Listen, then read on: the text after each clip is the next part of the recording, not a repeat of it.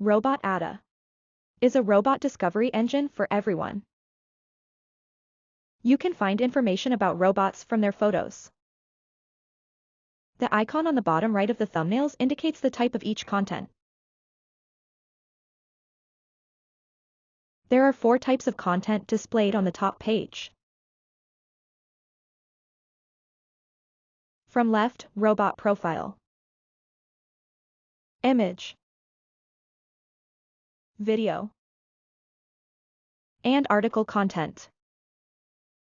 For example, if you select this content, you can see the details of the post, such as where and how the robot is used.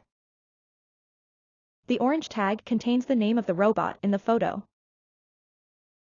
Orange tags provide more detailed information about the robot. Also, from tags keywords you can search for robots, use cases, articles, and users with the exact keywords. About articles, they are contents with references. Links to external websites are provided, leading to more detailed information or the contributor's website.